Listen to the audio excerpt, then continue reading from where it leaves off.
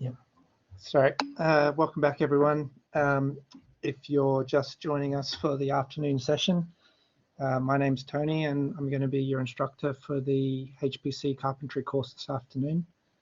We're going to be picking back up where we left off before lunch, before moving on to the final part of the shell, or the introduction to the shell for HPC. Part of the workshop this afternoon.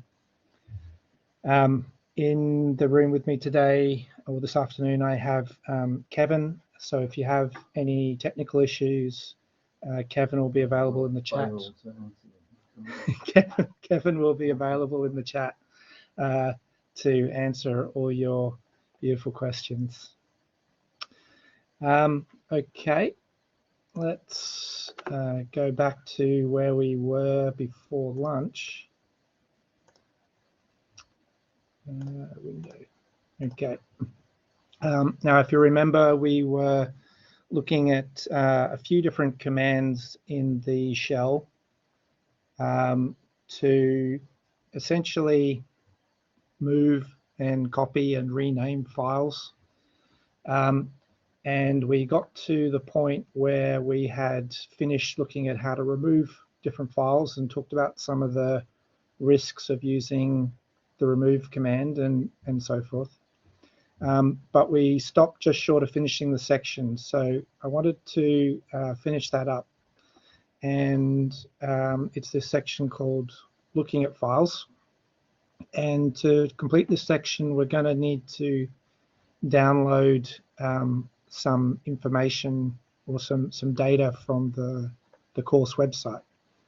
And we can do that with a command called wget.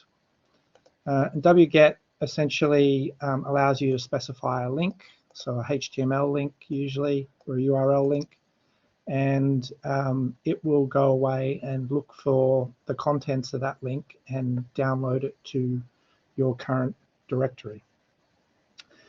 So the way to use wget is I'm just going to copy this contents here. You can type it out if you want, but it's easy enough just to copy that or Control-C that.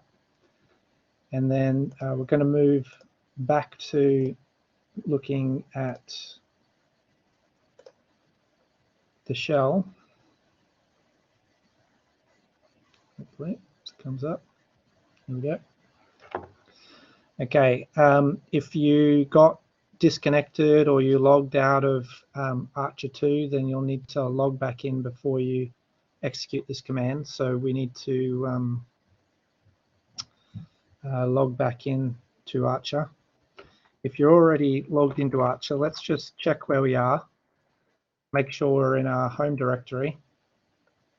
If you forgot how to get to your home directory, remember you can always cd tilde to get back there. And then we're just going to paste either, right click or Control-V the command that we got from the website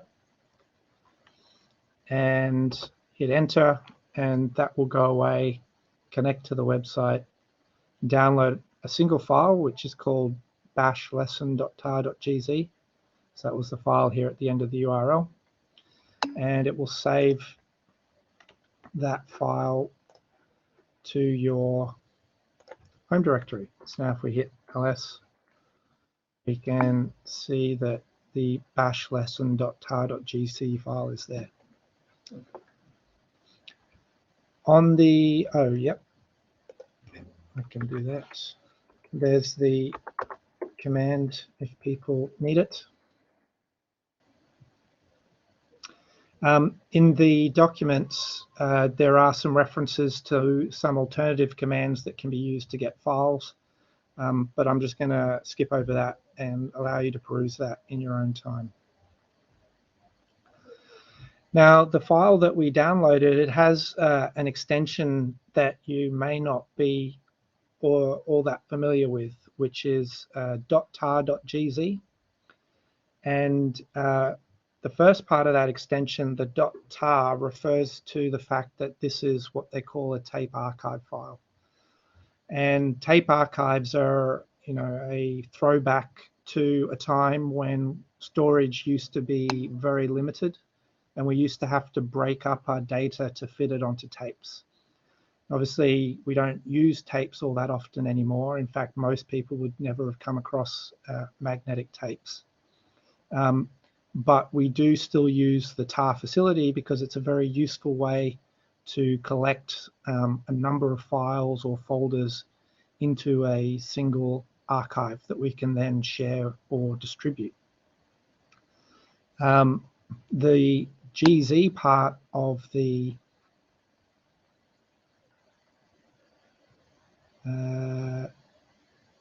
okay, someone's not able to see the content.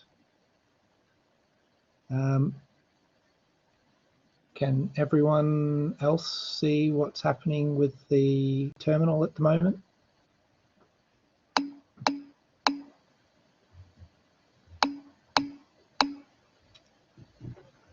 Okay, I'm just going to stop sharing for a second and try to reshare. Hopefully that fixes where we're at.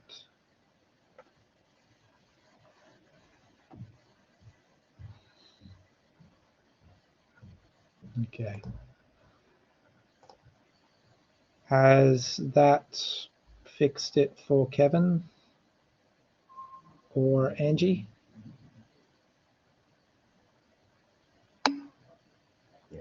Okay, cool. Okay, so just a quick catch up. We use wget to download the file from the documentation website, and then I just used ls here to make sure that that file downloaded okay. We can also see from the output of wget that the file downloaded 100%. So I briefly explained what the TAR extension is. We can think of that as like an archive or a single file folder, sort of similar to a zip file, but not compressed. The .gz on the end of this file refers to the compression that is used on this file. So gz in Linux terminology is a program called gunzip. And there are a few different types of compression that you may come across when people send you files in Linux. So one is gunzip, the .gz. Another would be bzip2, which you'll see as .bz. And you may also see .zip files occasionally if people are sending you stuff from Windows. There are a few commands that are available to remove or extract the information contained within that zipped archive, the gzip archive. The first one is tar, and this comes with a couple of commands, a couple of flags, -xvf. And you can go into the manual and see what these are in more detail, but X essentially means extract. V means give me the information about the extraction process. So V stands for verbose. And the F means extract to a folder, I believe. Or extract all files. Have a quick look and see.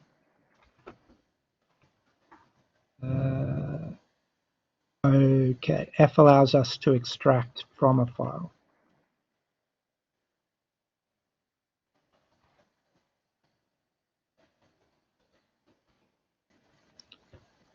-T-F. Anyway, we have the command tar-xvf, and we need to give it the file name that we just downloaded. We hit enter and run that.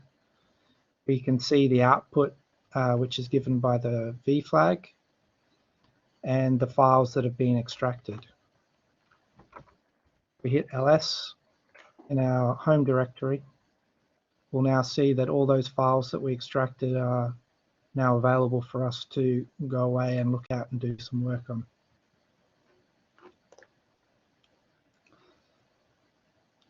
If you have a zip file,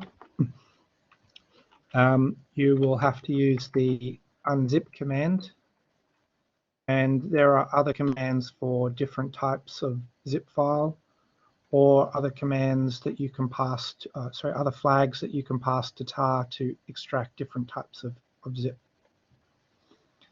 I'll let you peruse the documentation to see those in your own time. You can also pretty easily Google the type of archive extension that you have to see how to extract that information. Okay, so there's a lot of files that got extracted from that archive, and one of them is actually quite large. So if we remember, we can use the ls command with the LAT flags to look at a list. And if we add the H, then we can get some human readable information about the file size. And one of the files that we extracted, which was this dmel-all file, we can see is 74 megabytes. So if we were to ask Cat or Nano to open this file, we would get a huge amount of information dumped out into the terminal, and that is not particularly useful. So there are some other commands that we can use to investigate the contents of these files without dumping the whole contents of that file into the shell every time we want to look at it. The first one that's quite useful, I will point out that if you do start a process accidentally where you try to export or display a huge amount of information from one of these files, such as this, you can see that it starts printing and it will take a long time to finish. If you want to cancel a command at any time, you can hit Control-C, and that will terminate the process before it finishes. And this allows you to exit something that may be crashed or stuck or suspended. So again, that command is Control-C. So you could try that now. You can run cat with the dmel file and then try Control-C. A better way to look at this file would be to use a couple of different commands that allow you to print a limited number of lines or information from the file. The first one I want you to try is called head, and this just allows us to look at the top of the file. By default,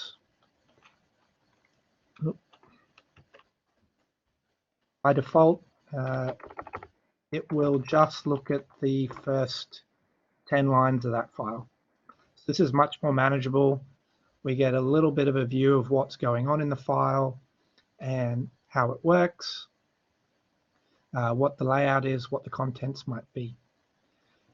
You can reduce or increase the number of lines that you display by using a -n flag.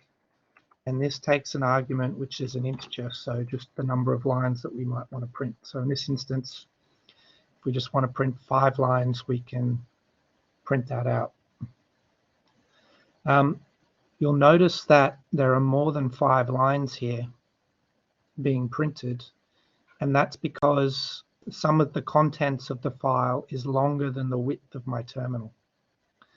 So what happens in that instance is that head will wrap the text down to the next line. So this is where this X is. This is all one line. And it goes all the way to the end here. And then the text is wrapped. So we can see that TR is connected to AND script. And then we finish the line with a semicolon here at the end. If you take your terminal and make it a little bit bigger, you will undo that wrapping. Or you can try it again if your terminal is a little bit different to mine. I'm just going to drag this terminal back in so that it's a little bit easier to see.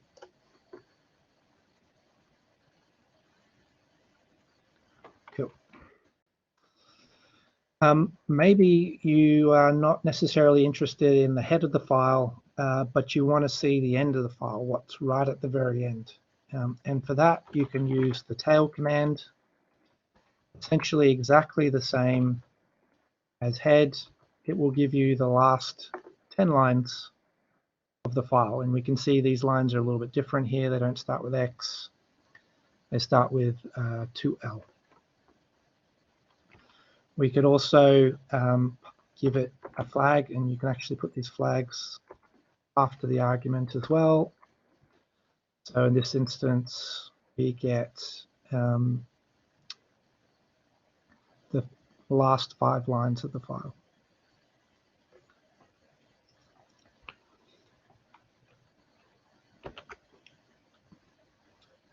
There is also another command called less, and this allows you to basically paginate through a file based on how much will fit in your terminal at any given time.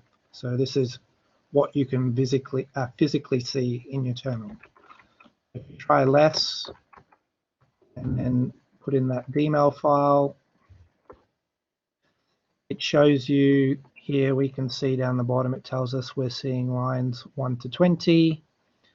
And if we hit space, it will paginate to the next physical number of lines it can fit on the screen. So in this case, 20 to 39. And we can actually see how many lines there are in this file. So there's 542,000 lines. So if we were to physically paginate through every possible page, it would take us quite a long time. We can exit less at any time just by hitting Q. And that will take us back to the shell. So to summarize, there were 4 different ways that I showed you how to look at the contents of a text file. There was cat, which was good for small files. There was head, which allowed us to look at the top few lines of a file. There was tail, which allowed us to look at the final few lines of a file. And less, which allowed us to paginate through the number of lines we could physically see in the terminal at a given time. I also showed you the nano command, which allowed you to edit text files. You could also use nano to open and view a text file, although it's generally not recommended unless you're going to edit it. The other things I showed you in this section were the mv or move command for moving folders and files, the cp command for copying files, and the remove or rm command for removing files. Before we move on to the next section, are there any questions or things that you would like me to cover or revisit before we move on?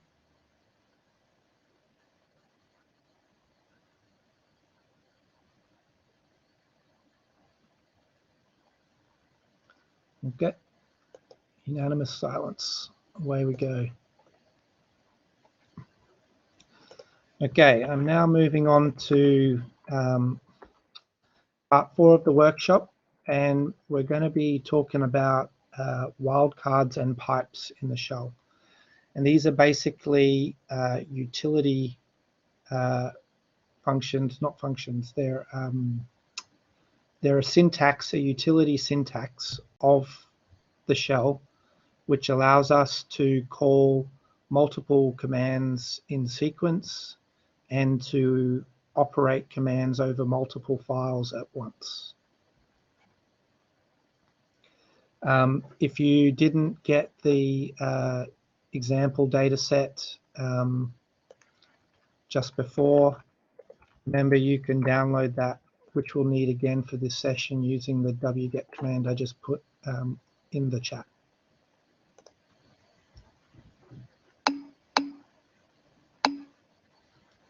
Yeah, okay, looks like something's happened to... Okay.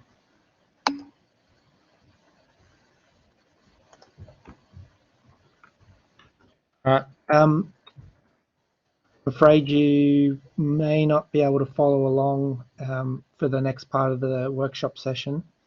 What I'm going to do is I'm going to switch to a local Linux terminal and continue to run through the materials so we don't get too far behind. And I'm going to leave things with Kevin. He's going to try and work out why we can't log on to ARCHER2. But hopefully that's okay. In terms of trying a different login node, that's not actually up to the user. So when you connect to the login.archer2.act.uc domain, that server directs you to an appropriate login node. So something I think has happened to the internet connection of Archer itself, or potentially the server infrastructure may have just gone down. So this is a little bit unusual. Hopefully you can, oh, it's back. Try this.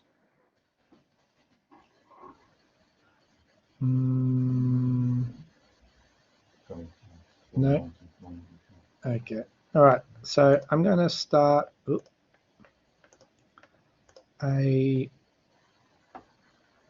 So this is a local Linux terminal that I have running on my machine for the purposes of demonstrating how the command line works. It will function exactly the same as it does on ARCHER2. I'm sorry that ARCHER2 is down at the moment, but hopefully we'll be able to return to that soon.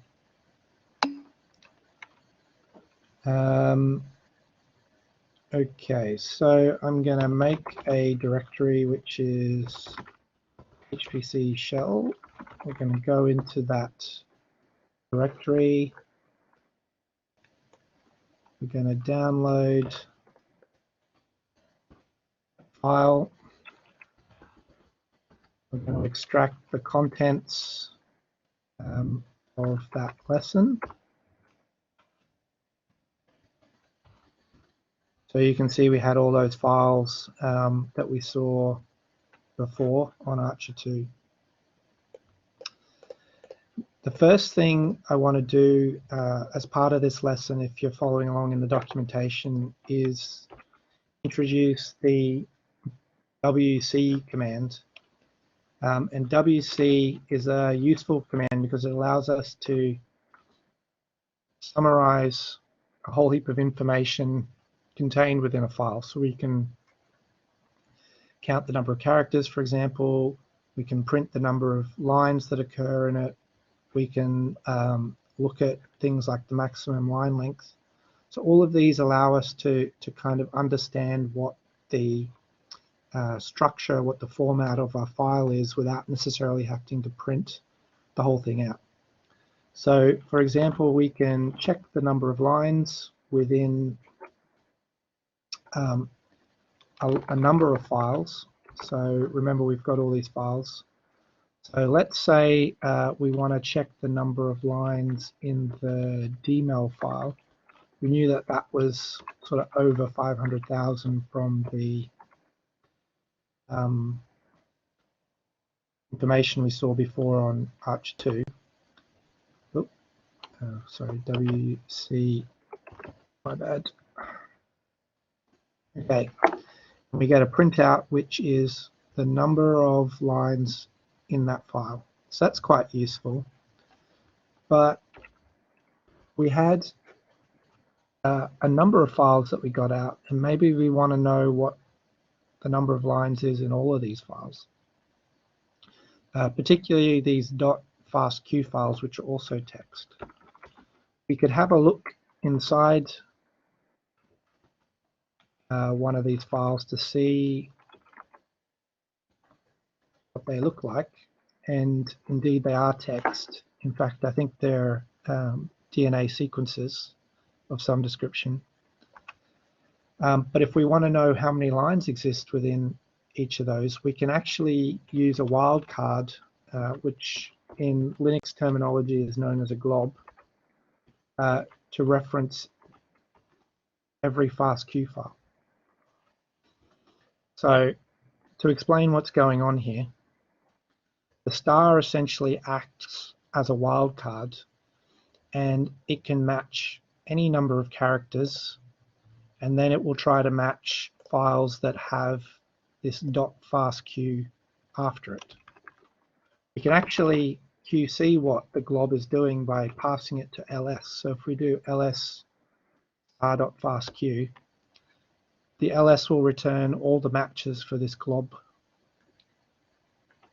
So actually, if we mistype that, so let's just say we put, instead of fastq, we put fastw, then we'll see that there's no files matching that glob. So in that instance, we know that the glob isn't working. A lot of commands in Linux will accept these globs. So if we pass this fastq to WC, WC will in fact iterate over all of the files that match this glob pattern and return the output. And in fact, we can see that all of our fastq files have exactly 20,000 lines, and we have a total of 320,000 lines across all of the files. If we just used the glob by itself, the glob would match every file in the directory.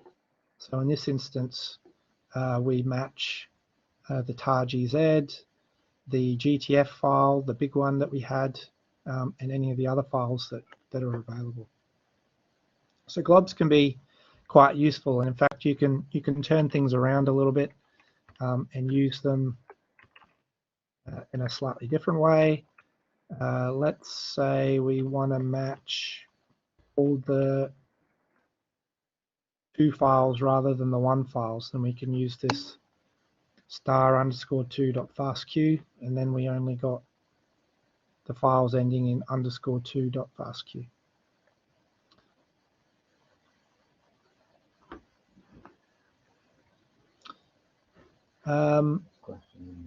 Oh yeah, okay. What happens if you do, oh, so the -l is the command which counts lines. I think this will give you the same things. This will give you the line count.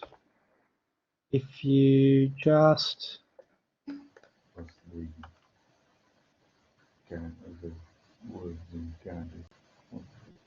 plus the words and characters, right. So this gives you the lines, the number of words. So a word is anything bounded by a space or like a white space. And then this is the number of characters. So it gives you a full summary of what is available in the file. If you, I think, you can specify specifically what outputs you want. So if you want the number of characters, then you would use just the number of characters, then use -m. If you want just the number of lines, then -l.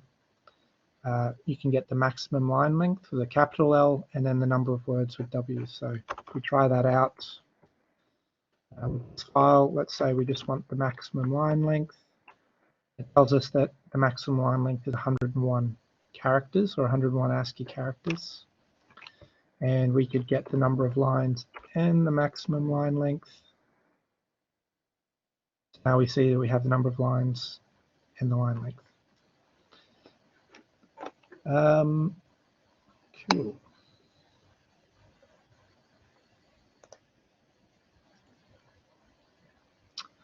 So there's another option here to use multiple wildcards.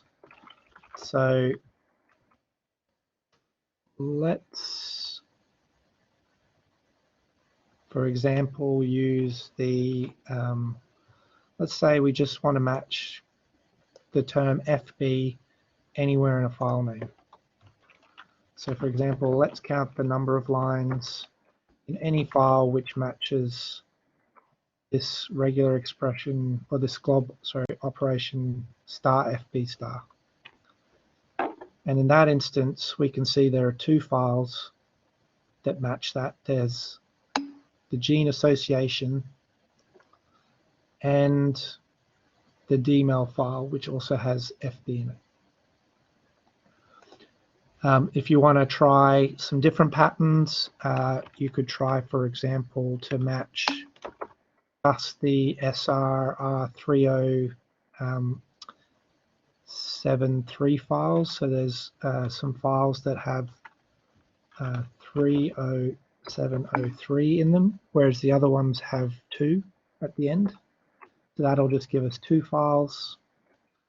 And you can even match the extension here on the end if you need to differentiate. So for that original FB, if we only wanted .tsv files, then you could kind of mix and match like this. So globs are very powerful ways for you to build complex requests to query or iterate over a number of files with different commands. So this will also work, for example, with, I don't want to do it with cat. I'm trying to think of another command that I want to try it with.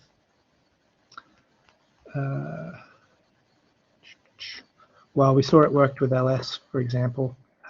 So it will work with the other commands that I've shown you, such as cat. A good one would be copy. So let's make a directory called test,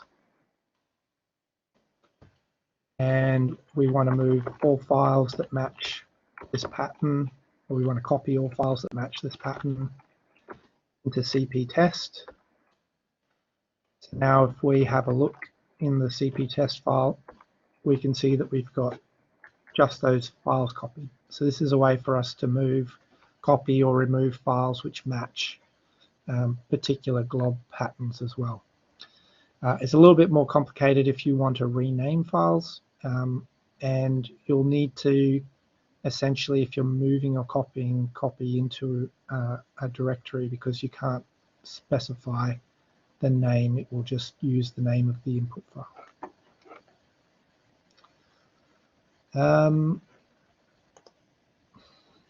Cool.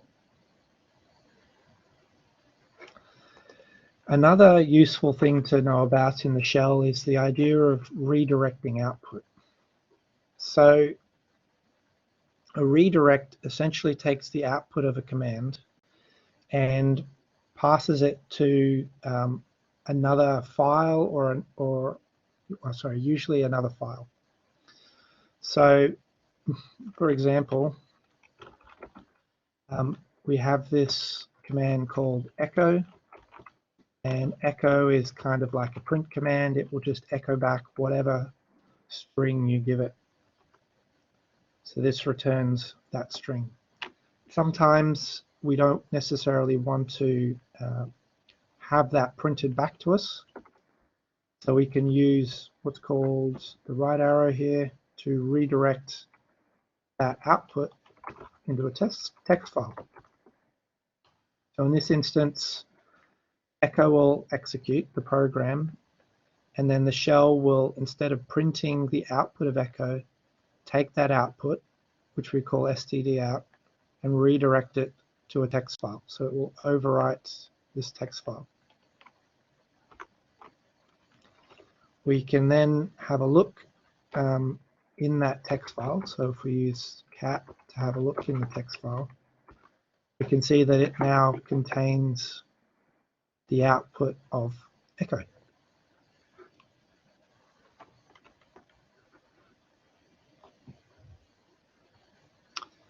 We can also do it, for example, with the output that we had from WC. So WC worked for all our files, remember, so it gave us a large amount of text output to the shell. But we could output that to a file called linecount.txt. It couldn't run for CP test because that was a directory, so that's fine. But if we have a look at the content of line count, we can see that that is the same as what was output to the shell previously.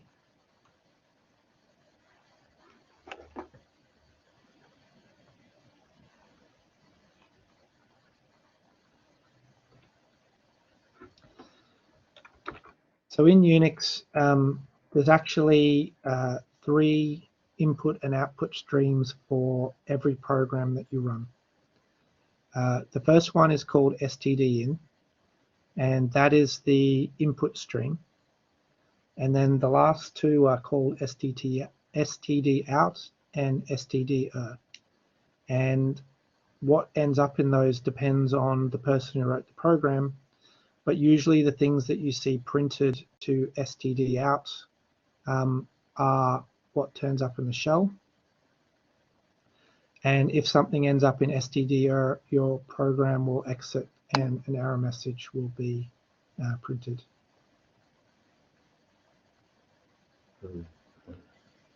So the question is, when using the echo command, do you need to create the file where you want the output to go prior, or does it create a new file automatically? No, so the redirect will create the file for you.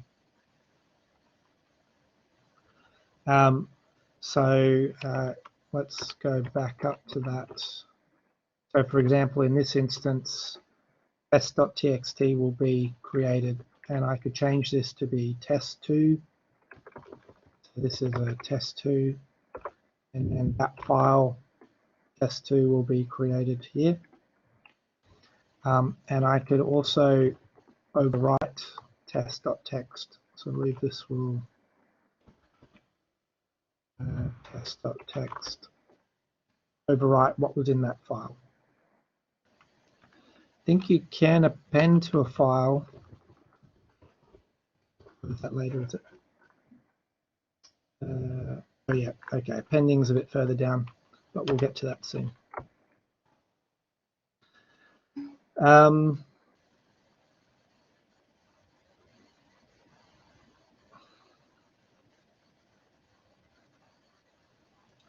So we can also access the stder portion. So this arrow here is specifically for stdout, but we can access the error output by modifying the redirect to be, if we go back up to here, modifying the redirect to be and right arrow. So in this instance, if we redirect this to linecount.er and we check what's in linecount.er, it should be anything that was including the warning. So in this instance, we can see we get this wc cp test as a directory, whereas when we had the just text file, error information was omitted. So we just ended up with this cp test.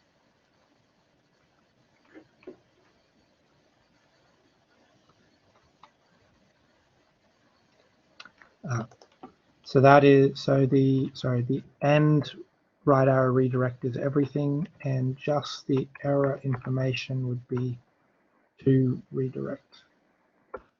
So in this instance, because we didn't have the standard out redirected anywhere, it's still printed to the screen, but the error information is redirected to .er. So we can see here that we get the error information only.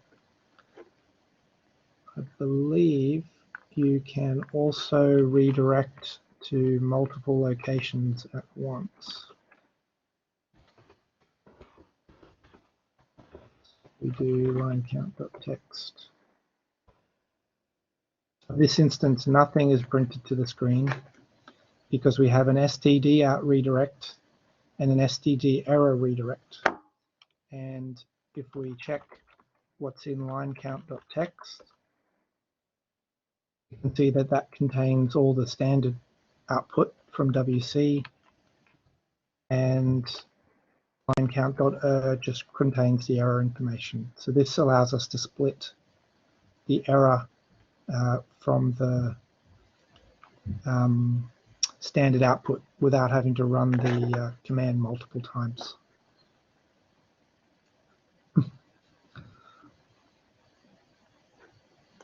Okay, what if we actually want to append information to a file? Maybe we're running a command multiple times and we're trying to collate the output from those multiple runs. Then we can actually use the double right arrow symbol. So in this case, if we go back up to our echo example,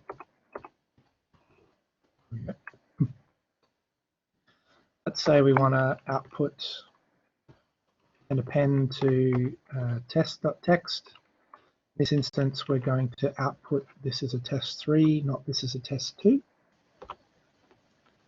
And then we can have a look in that test.txt. We can see that we've appended a new line below the old one.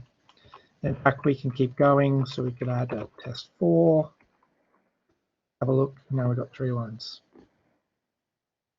If at any time we go back to just using a single redirect, then we're going to overwrite that file, okay? And we're going to go back to just having whatever the output of that last command was.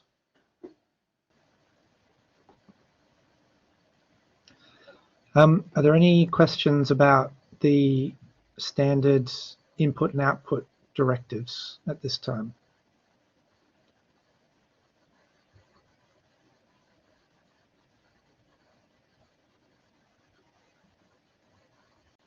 Okay.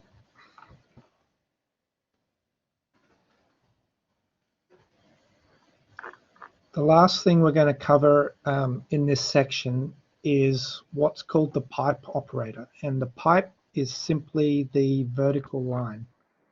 So if you're on a UK keyboard, that's in the bottom left next to the shift key. So you're going to do shift vertical line, or often called pipe. And it's called pipe because it allows you to take the standard output of one program and use it as the input to a second program.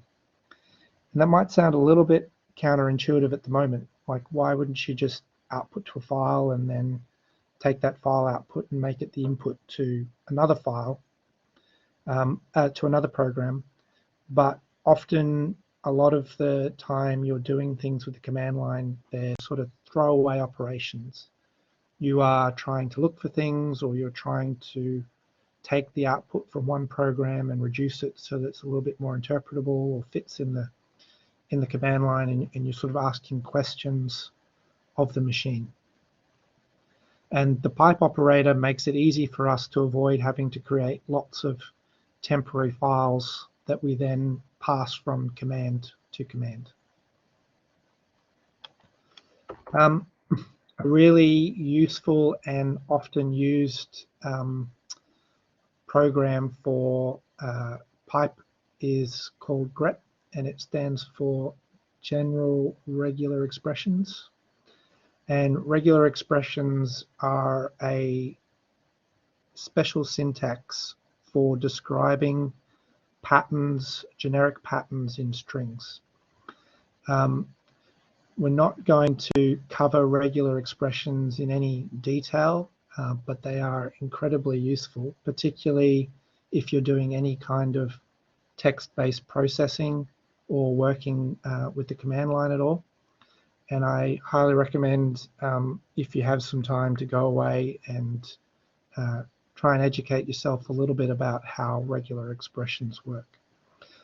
There's also some great tools on the internet that can help you develop and write regular expressions, such as regex 101, and I use them pretty much every day to make sure that I'm able to filter and sort text the way I need to.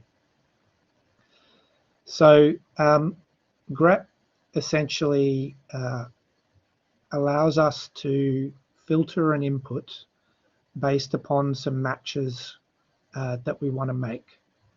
And those matches can be just regular expressions, or they can be strings. But the more complex your match needs to be, or the more generic your match needs to be, then the more complex your regular expression will be. If you're just trying to do like a find, kind of like in Word or in Notepad, then you can simply just type the string that you want to match.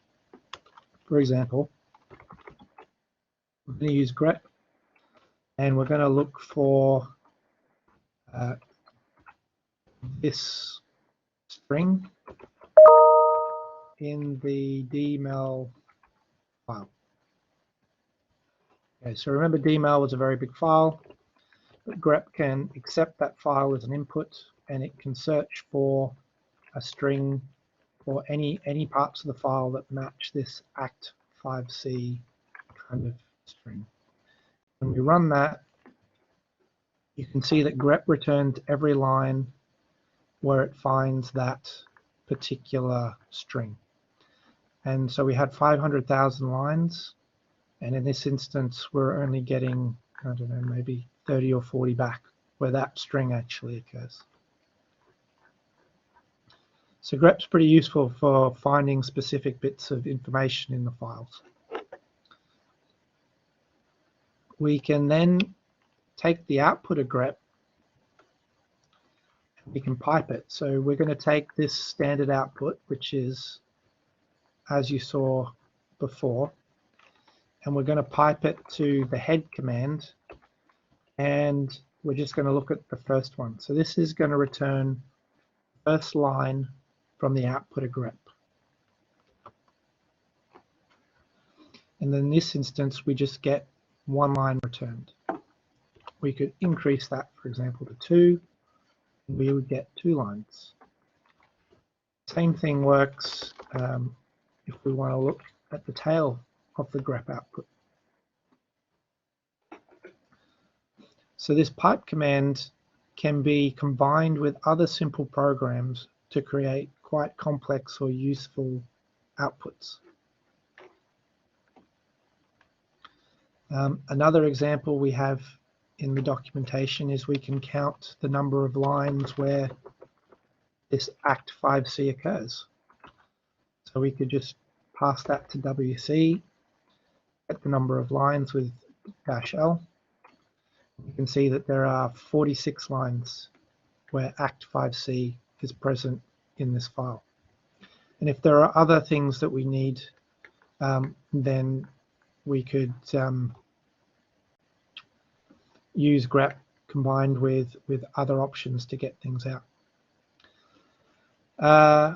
Another useful option might be, for example, we could redirect that output of Grep to a new file. So we could just get the lines where we match this 5C output. Now if we have a look at that, you can see that we have just those lines. So this is a very quick and useful way for us to pull out essentially lines that match the pattern that we're looking for. So remember, Grep is Grep, pattern we're trying to match, and then the input, in this case a file. You could also pipe from another program to Grep. For example, we could cat the dmel. Now remember, this was a really bad idea because of the size of dmel, but we could pipe it directly to Grep if we wanted to, and in fact we could pipe multiple files to Grep. And in this instance, we should just get the same lines that we got before.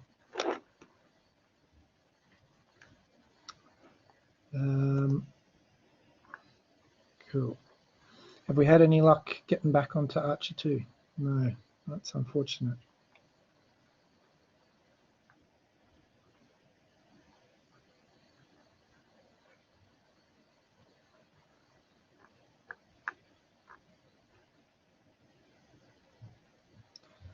All right. So one last thing I want to show you here while we're working away.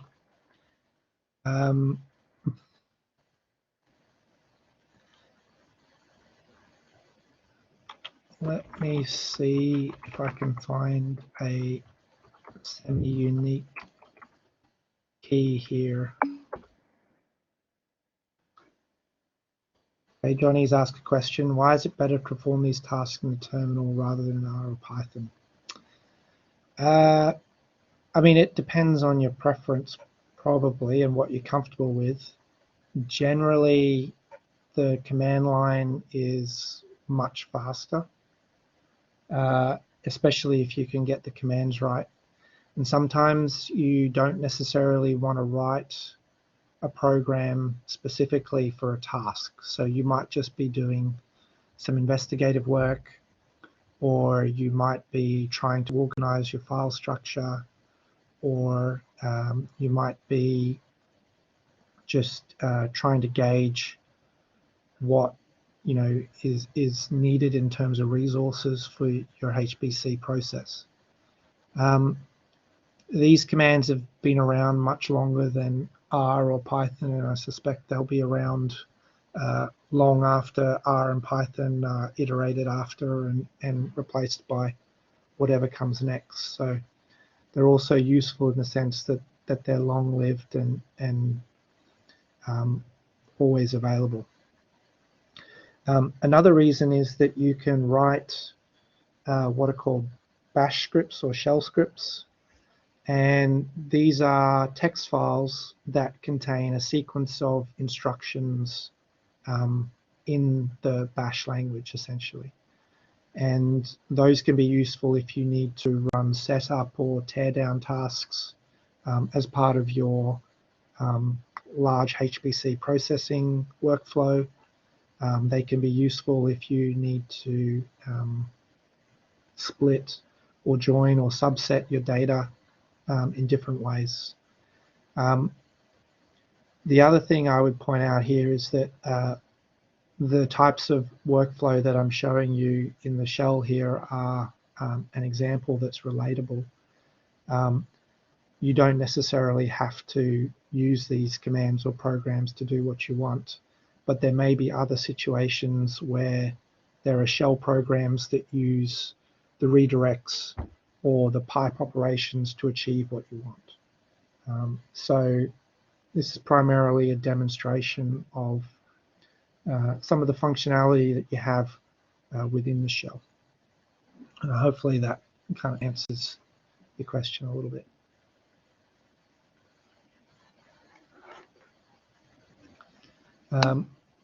So what I was going to do was look for this sequence GTA triple TCG, say. And we're going to look for that in the FastQ files. So I'm going to put together quite a complex command here. So I want to cat, so I want to get the output of all of the FastQ files. So remember, we're going to use glob to access all of the FastQ files. But if I output that to the screen, it would not be very useful. And then pipe the output of all of those files to Grep, and I can look for a particular gene pattern. And then I can redirect that to a file. Remember, we can use whatever kind of extension we want. This could be match.txt or match. And this will then output the number of locations where that particular sequence is found within a particular line. So that was pretty quick. So we processed quite a few lines, and let's see how many batches we got. We got 282 lines in all those files where this particular match occurred. And actually, if we look in that file, we will have copied each one of those sequences to the file, although it looks like it has ended every line.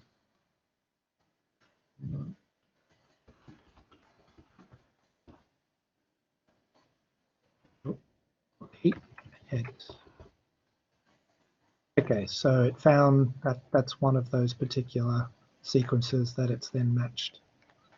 to that small subsequence. All right. Any questions before we go to a quick break? All right, everyone. We gave it 5 minutes, and really sorry, but ARCHER2 doesn't seem to be coming back up again. So I'm going to push on. Potentially, we might see if there is an appetite to revisit this a little bit early tomorrow morning. Otherwise, I will work through the last part of today's workshop just in my local shell. If you are on Mac OS, you should, I think, be able to follow along more or less with what I'm doing just in your own terminal. There might be some commands that don't work, and Kevin will work through those with you. He's working on a Mac. If you're on Windows, I'm afraid you're out of luck because Command Prompt and PowerShell are not compatible with Bash. Later today, I might talk a little bit about Windows Subsystem for Linux, which is how I'm running an Ubuntu shell here, Bash shell, on my Windows computer. Otherwise, I'm going to push on.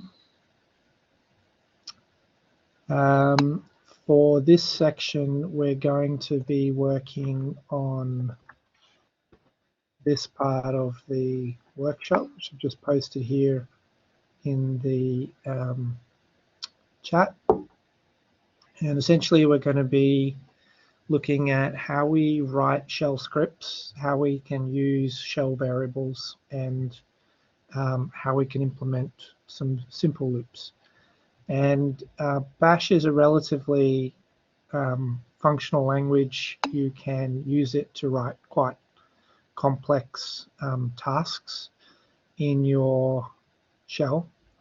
And the reason you might want to put things into a script is you're trying to automate, or you have a repetitive task which you need to repeat often, or you have a process like a sequence of tasks that you need to run perhaps on multiple files or in a particular order, and you want to capture that in a way that it can be remembered and run again in the future if needed. So by convention, when you're writing a script for the shell, you usually put an extension like .sh, or if it's specifically for Bash, you might put .bash on the end. So in this instance, I'm going to create a new text file by using the Nano text editor, and I'm going to call my file demo.sh. Now on the very first line of this file, we're going to put a special symbol. And this is a symbol that tells the Unix operating system, the Linux operating system, what binary should be used to execute this script. So you may have seen this before, but it's called a shebang. I'm not going to go into much more detail than that.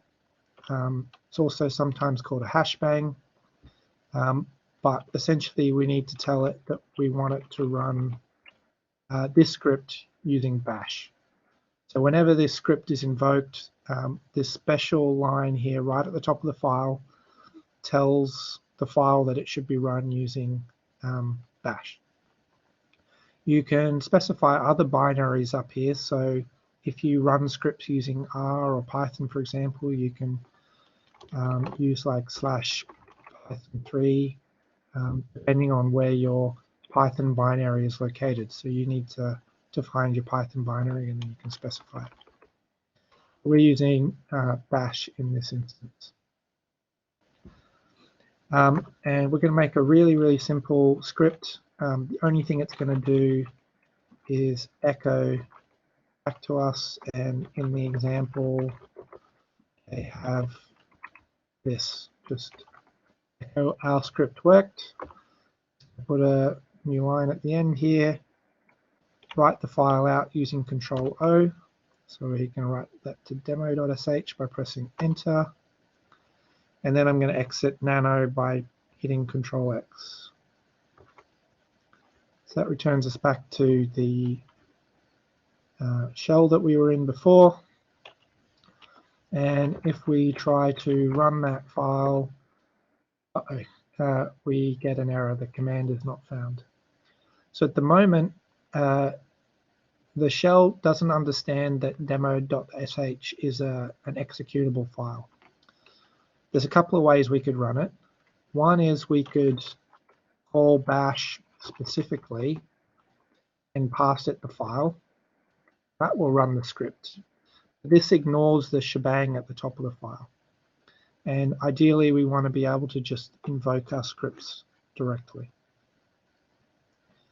To do that, we need to start to investigate what's going on with the permissions related to our demo.sh file.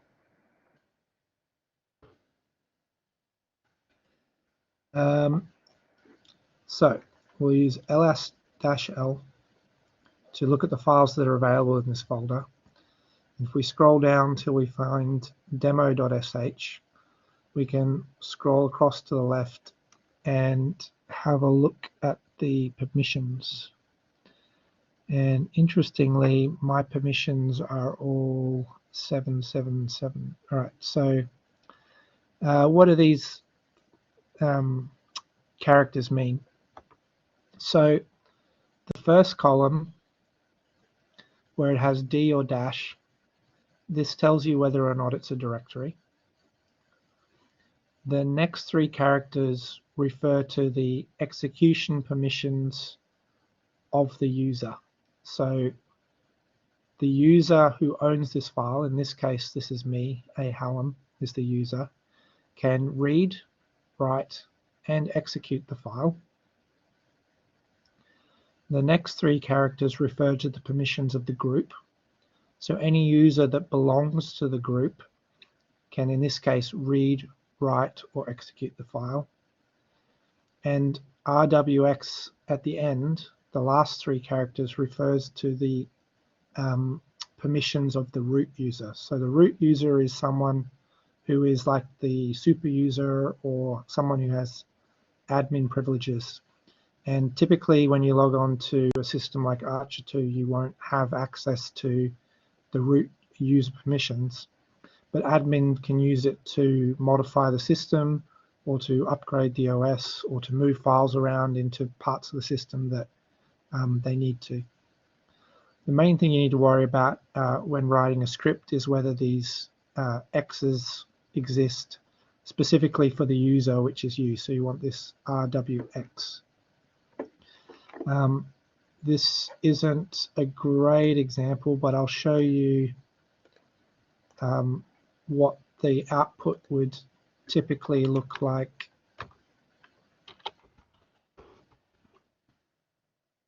On Archer, if you had just written this script.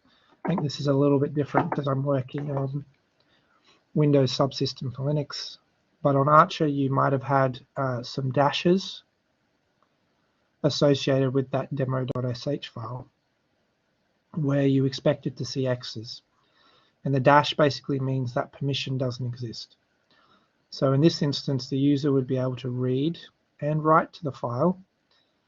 Users belonging to the group, in this case TC001, would be able to read and write to the file. And other users would be able to read only.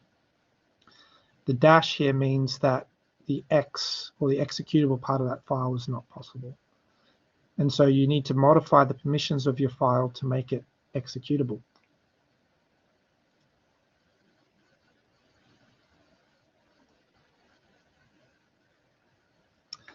The command to modify the permissions of a file is called chmod. And chmod has a number of options, but to make a command or a script executable, you'll pass chmod plus X, so this makes the script executable, and then give it the name of the file. So in this case, chmod plus X demo.sh. We now have a look. You can see here x. If I was to pass chmod -x, I believe this removes. No, I can't change that here. Why is that not working? There might be some funny business going on here with WSL, I think.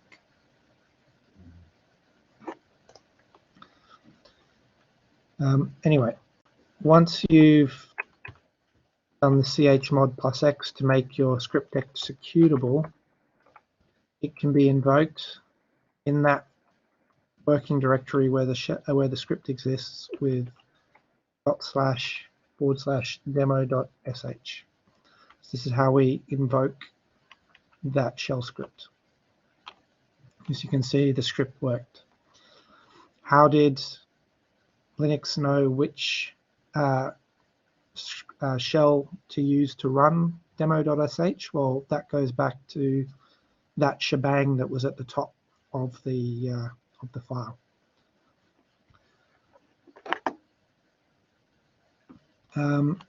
Another thing you can do that is useful, so if we reopen that script with nano, is we can add comments. So comments in bash scripts start on lines with a hash at the front. So this is a comment, for example, and this line will basically be ignored by the shell. So anything you put on this line will be ignored. You could, for example, comment out, actually let's try something here. So we could echo common hello world here on a second line. Write that out.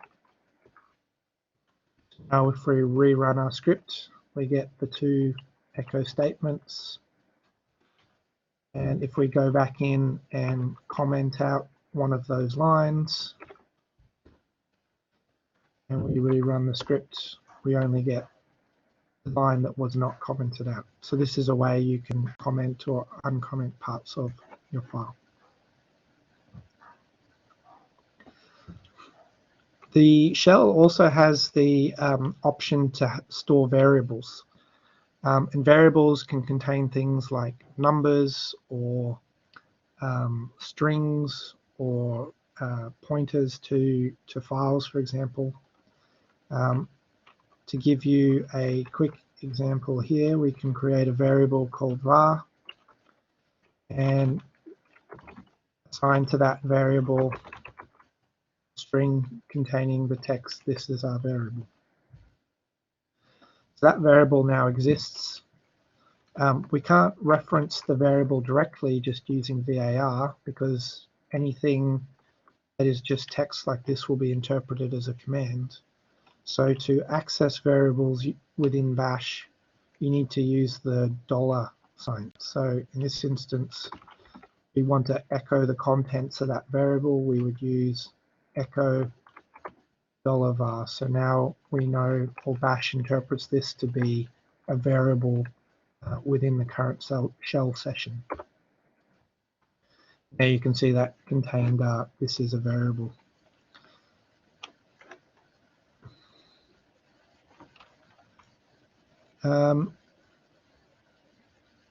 If we go now back to our demo script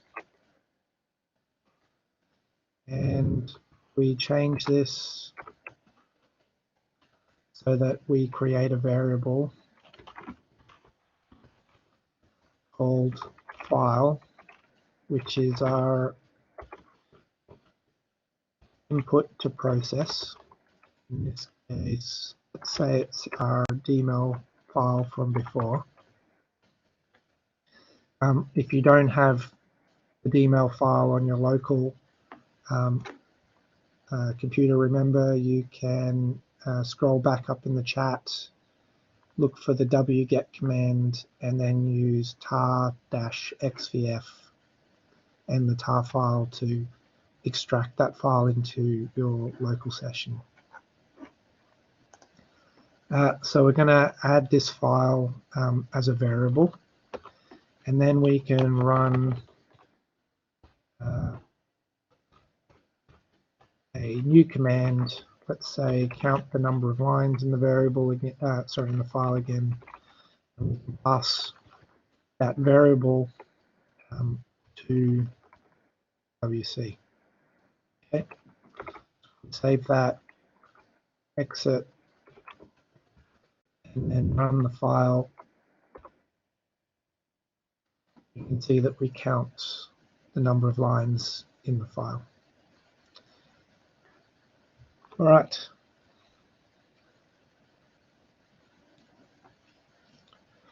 You can also pass arguments to your script. So it might be useful, for example, to not specify the file explicitly within the script that you've written. You might want to run this script on multiple files. So to access arguments passed to the script, you can utilize positional variables. So within these scripts, bash basically reserves $ plus a number. In this case, 1 would be the first argument, and $2 would be the $2 would be the second argument. So it reserves these special variables to point to arguments that are passed to the script specifically. So if we write this out and then exit out.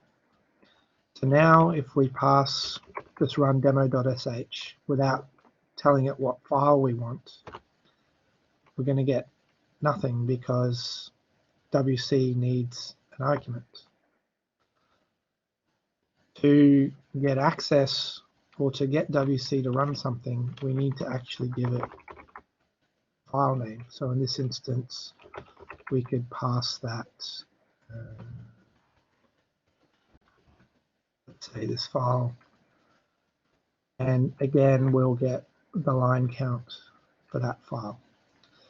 Now, this is a pretty trivial example, but you could write a bash script which did a more complex processing flow and then pass to it any particular file that you needed to process.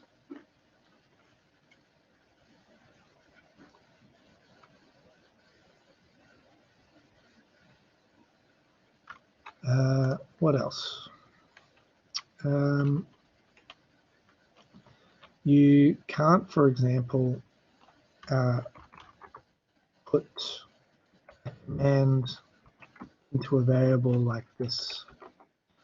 Let's say we wanted to create an alias for ls-l called test. This won't actually work because it usually what has to be assigned to a variable needs to be either a string or an integer, or in the case of a command, needs to be encapsulated within some brackets, essentially. These brackets tell bash that this is a sequence of commands that needs to be executed. If you now echo the contents of test, you will see that that contains all the information that you would have got from ls-l, but it's not as well organized for some reason. The line breaks here are being lost in this process. If we leave this directory that variable still exists, but it still contains the information that was in the original execution. So when we ran assignment to a variable, bash executed ls-l and then took the output from that command and assigned it to test in the location where it was executed. So you can't store dynamic commands within variables using bash. This is again a string essentially.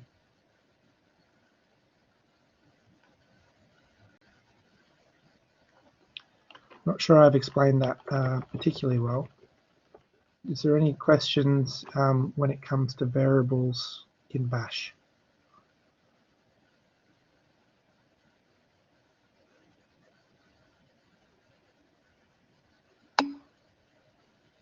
Okay.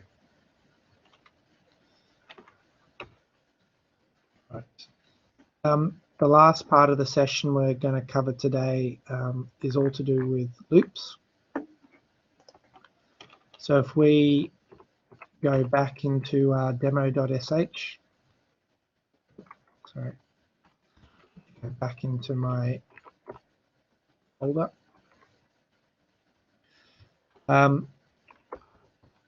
The general syntax for a loop in bash looks like this. So for var in a sequence,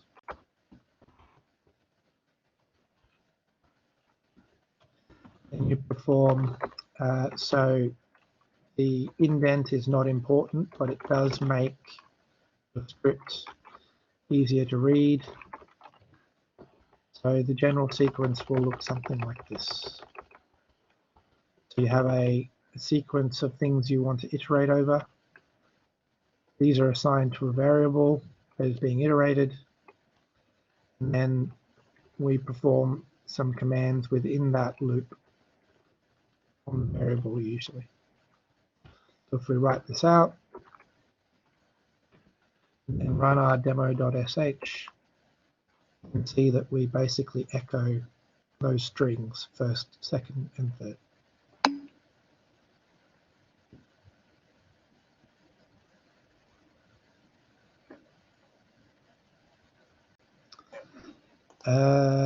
Set. No, I don't think set is the one that you want. I think env is the one you want.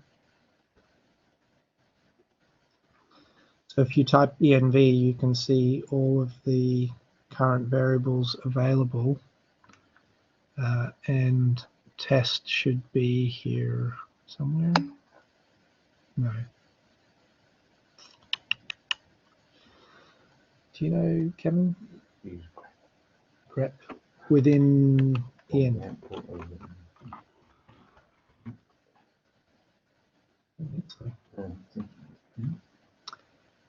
Can't remember exactly where current variables are stored, because I think echo. Yeah, hold on.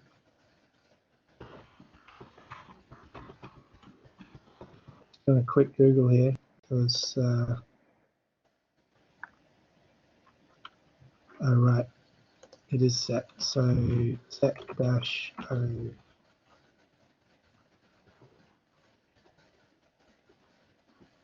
Set. Right, okay. So there's quite a few.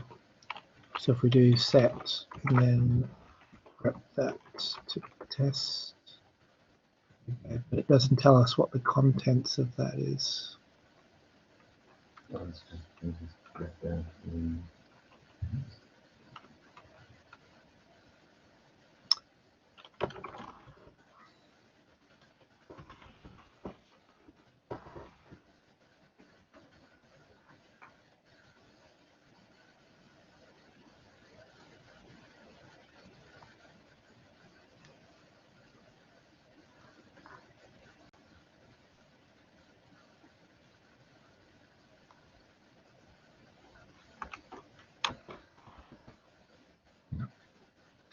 Sorry, I'll have to come back to you. Yeah, so variables that you set in a shell are reset every time you reopen a terminal window, or in fact when you start a new shell. So you can, for example, open bash from within bash, which sounds a little bit counterintuitive, but let me demonstrate here. So we know that we created the test variable. Well, it's actually something simple. So test equals hello, and then we go echo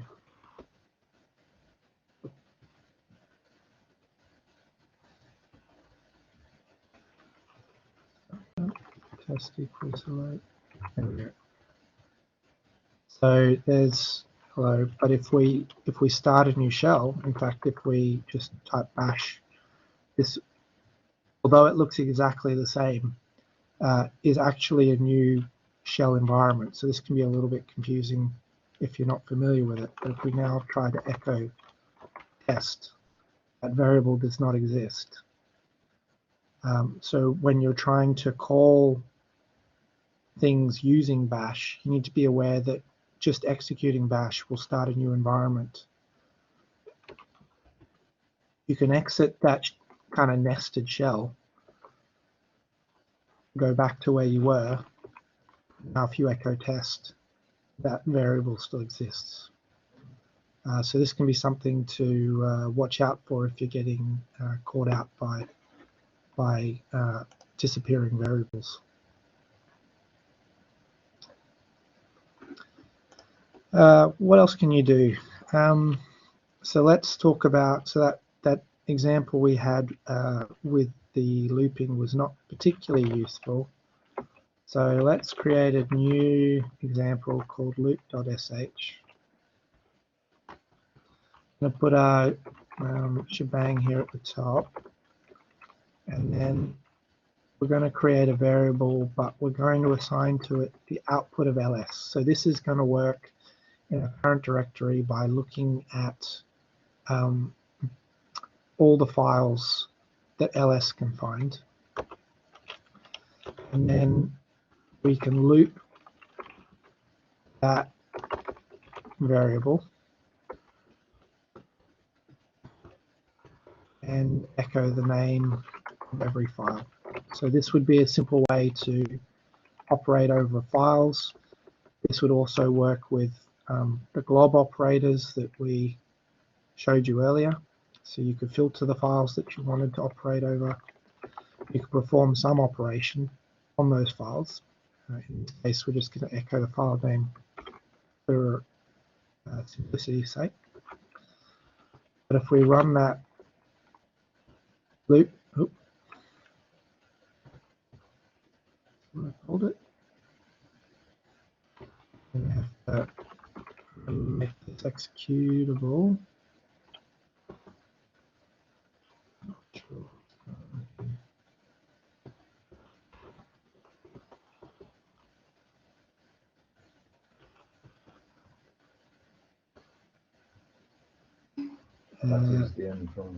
Oh, sorry. No, it's not the only file. My demo is not going very well here.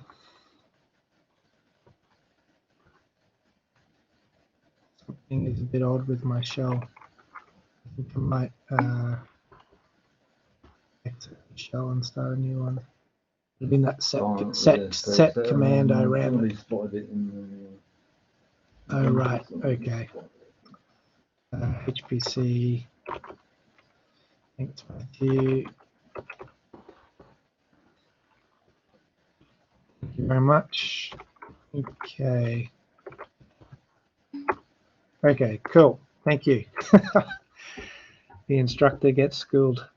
All right. So in this instance, we're basically just replicating the process of what ls does, now printing to a separate line with each file. But you could see how that loop could be modified and expanded to perform additional operations on each file. Just for argument's sake, because we have some time, let's say we just wanted to operate on the FASTQ files. Remember, we could use our glob here to just operate on those files, we're going to write out that modification, and then we're going to try to rerun our script. Now we just get the FASTQ files.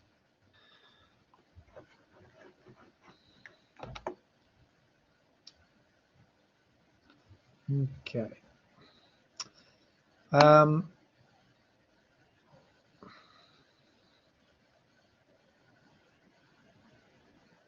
Right.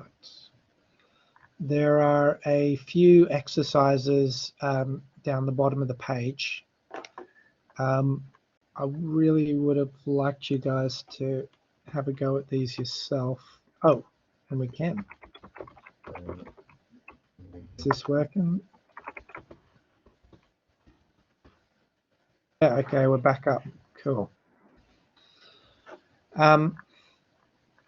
So just in the last 15 minutes, if you go to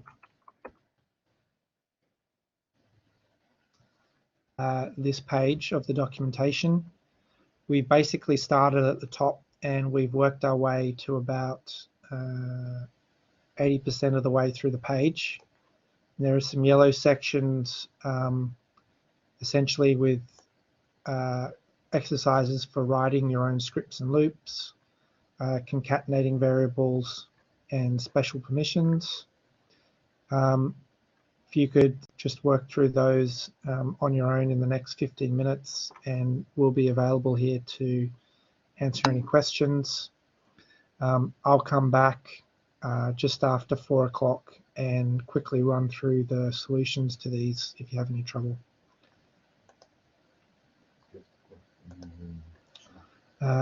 Where you added the file. Okay, yeah. So I think what we're talking about there is the positional arguments, right? So if I just create a file here called demo.sh, I'm going to put our shebang in, and then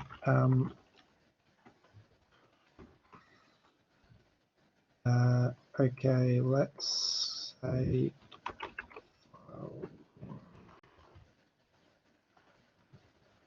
so I'm just skipping ahead here because there's a little bit that you can do in terms of concatenation, I think.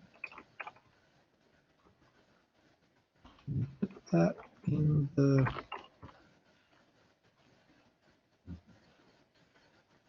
to work.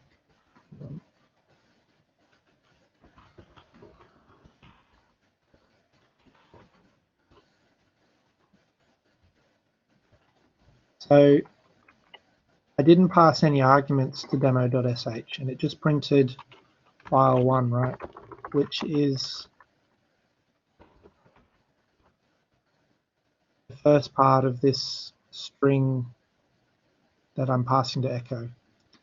But these variable names like 1, 2, 3, and 4, for example, and you can continue to number that up, are reserved within bash scripts for positional arguments. So positional arguments are arguments passed after the script name. So I could pass the first argument, which would be, let's call this, I'm just going to call it abc.txt. Now you can see that that 1 has been substituted by the positional argument. These arguments can continue. So for example, we could have 2 arguments passed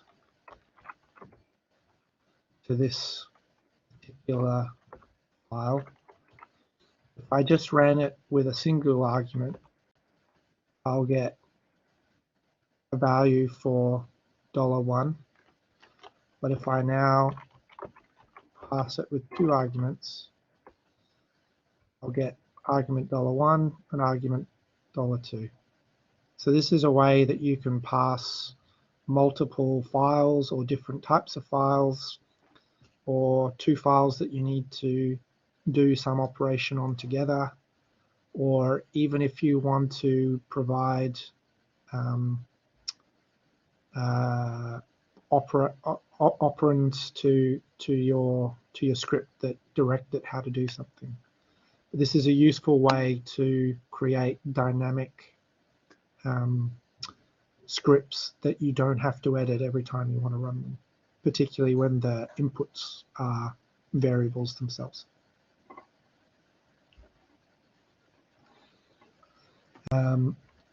Let me show what happens. For example, it's common. I'll add another loop.sh here. Oh no, we just get kicked off.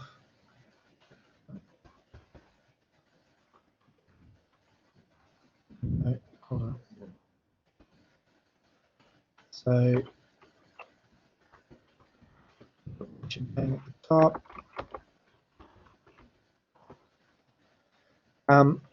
Sometimes you want to collect every positional argument into an array, particularly for doing for loops. So for example, for file in every positional argument that's provided. So in this instance, that could be captured by the star $@. Yeah, I think that's right, $@. Anyway, so Kevin's just checking that. And then we can echo $file because it's a variable now.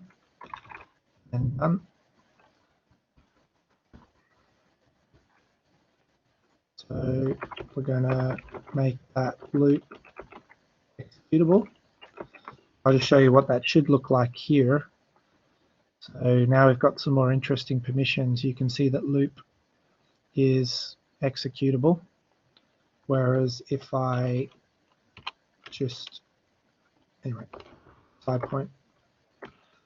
So now if I pass two files to this, let's just pass one file to begin with. It'll print 1. I pass second file, it'll print 2. And if I pass a glob, and the globs are references to basically expressions that match what we're putting in, right? And it will operate on all of those glob files. So going back, this $@ is shorthand for operate on every positional argument, or return an array of every positional argument. So that's also quite a useful one to know if you want to create dynamic and useful scripts.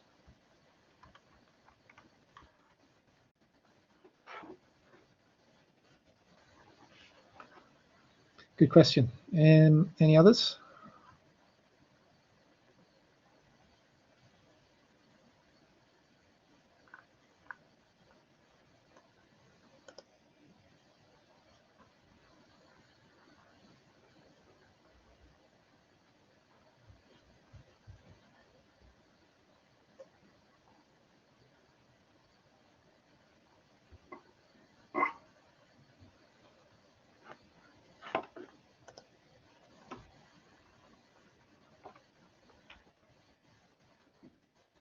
If you're still with me, it might be useful to revisit the permission section because that was a little bit confusing on my local session.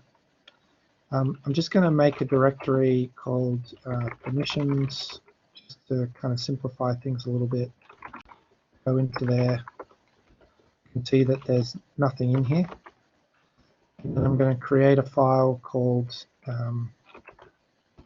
demo.sh just within this, and I'm going to recreate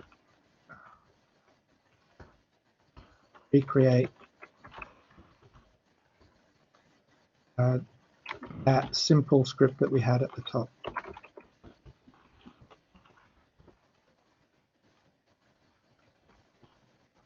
I've written out that file, leaving nano, and now if I do ls-l to get the full list, we can see at the moment that the permissions are a little bit more understandable. So the permissions for me as a user are read and write the file, but not execute it. The permissions for everyone else in the group, so TA050 is read but not write, so they can't modify my file and they can't execute it. And the permissions for everyone else is read but not write or modify the file or execute the file. When I use the chmod command with the +x option on my demo.sh, it's going to change that so that everyone now has execute permissions. So now everyone can run that file. They won't be able to modify other files in my folders unless they also have write permissions to those files. So someone can't run the script in the location where you save it and change your files unless they also have write permissions to your folder, which all other users don't have in this particular location. So if I can now call that demo.sh when I get a return from my script. I can remove those execution permissions -x. Now if I go back and look at the permissions of that file, we can see that the x's are all gone.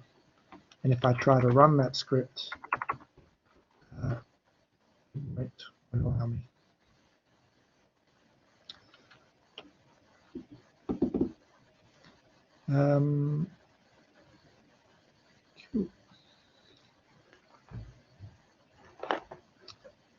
All right, I'm going to just give you all 5 more minutes on the exercises, and I'll come back, quickly finish them off, and hopefully we'll be done for today by about 4:15.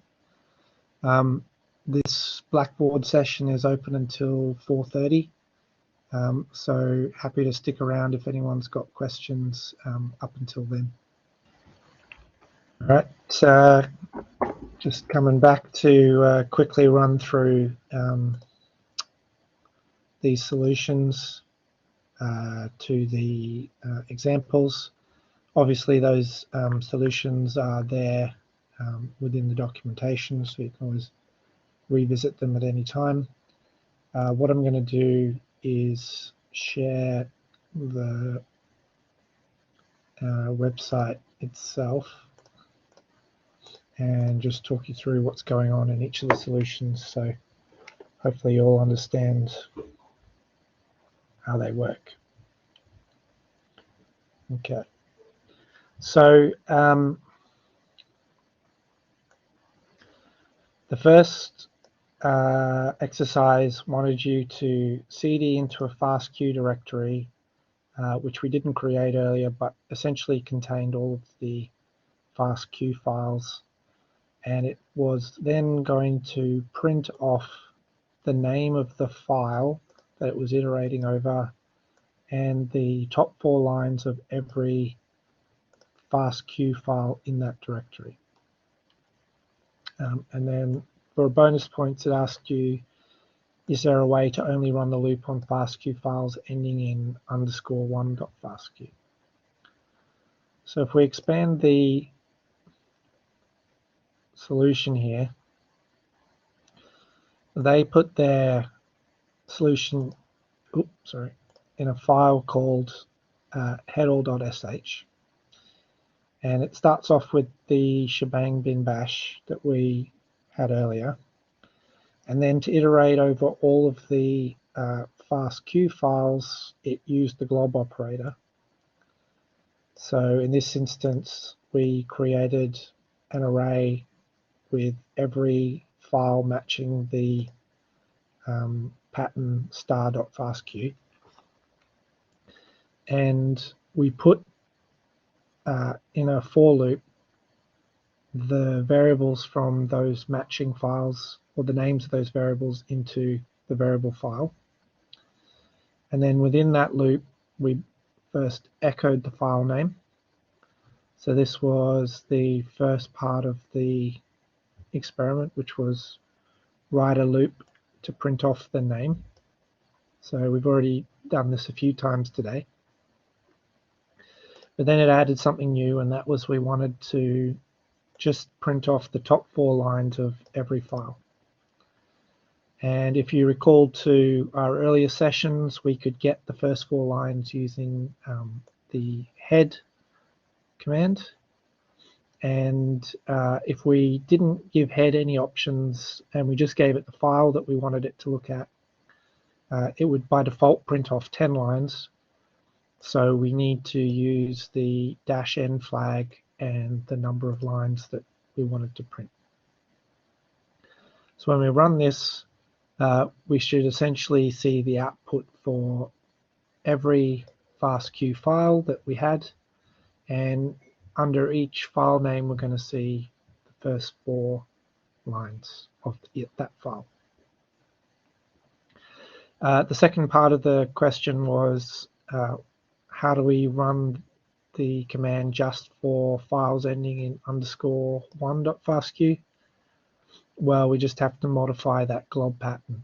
So the glob, which before was .fastq, star.fastq, now becomes star_1.fastq, and that should do what we need it to do.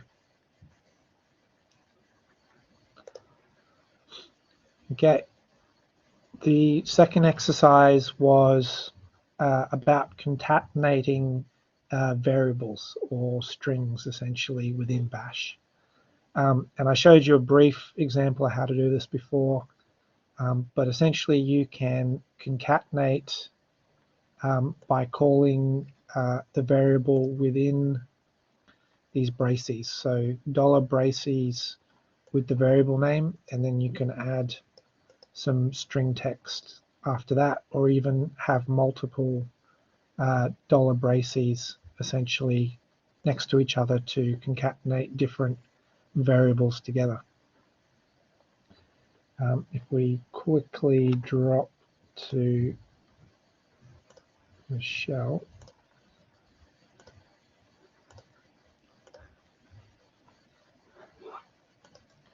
to give you an example of what that is like, let's create a variable 1, which is hello. Let's create a variable 2, which is world, and then we can echo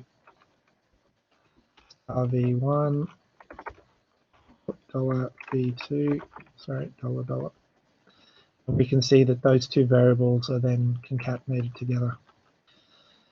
Space in here, then we get a space, and we can, if needed, put these in commas. So that's how concatenation of variables worked. What would happen if we just did this? Also works.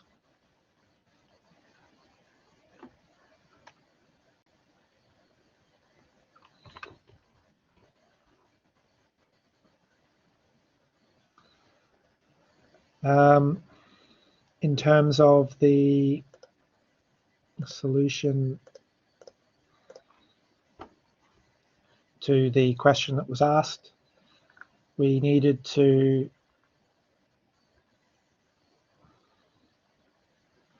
create a script that prints off the name of every file in a directory with .processed added to it. Okay, so the idea here, I guess, is that we change the final extension of the file basically by adding the .processed suffix. So you could do that essentially by iterating over all the files, And then in this instance, we're just echoing with the file name and a new suffix appended to the end. This is not that useful in the sense that we're echoing the file names with .process, but imagine you replaced echo with the copy command, for example. You could create a copy of every file, or if you use the move command, you might be able to modify the name of every file using this kind of approach.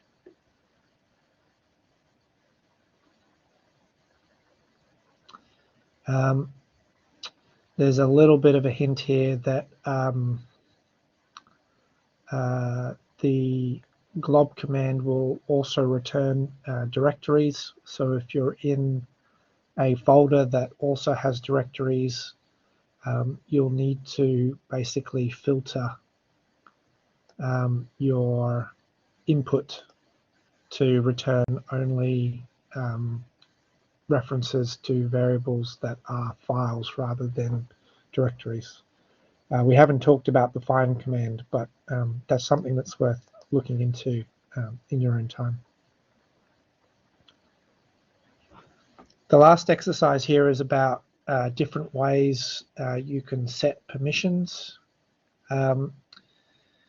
chmod is not just for setting a file, for example, to be executable, but you can also use it to modify the read and write permissions of a particular folder. So where we used +X, you could also use +R or +W if you needed to make a file writable for everyone.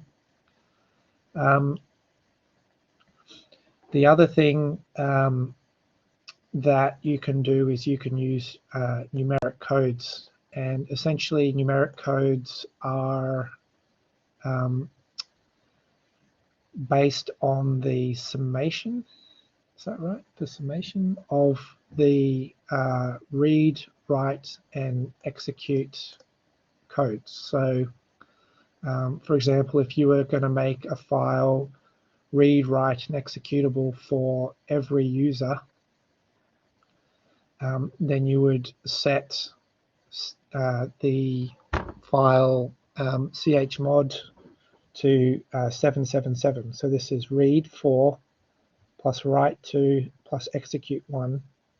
So this gives you a sum of 7.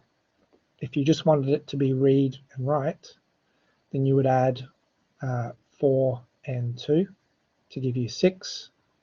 If you wanted it to be read and execute, then it would be 4 and 1 is 5. So let's quickly have a look at how that works.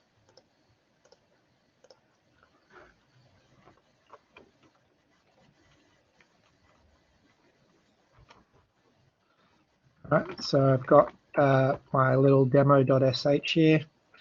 We can see that it has the permissions read, write for me, write for everyone in my group, and sorry, read for everyone in my group and read for everyone else.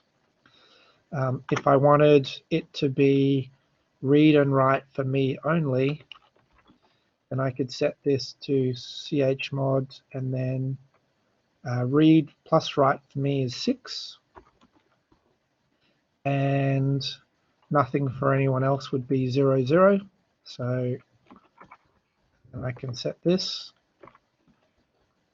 So now I can see that I've changed my permissions to be read, write for me, no permissions for anyone else, and no one else would be able to read, write, or execute this file.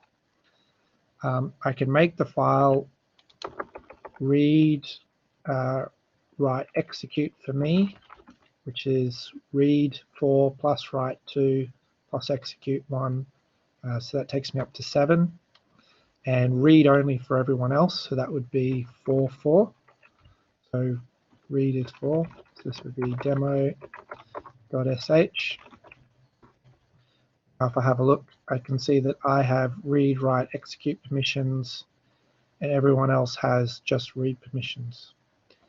And I can return that to read, write, execute for me, read and write for users, read and execute for users would be 5, and just read for everyone else would be 4. If I do ls-l, we can see here I can read, write, execute. People in my group, TA050, can read and execute, and everyone else can only read. So that's kind of how permissions work with chmod.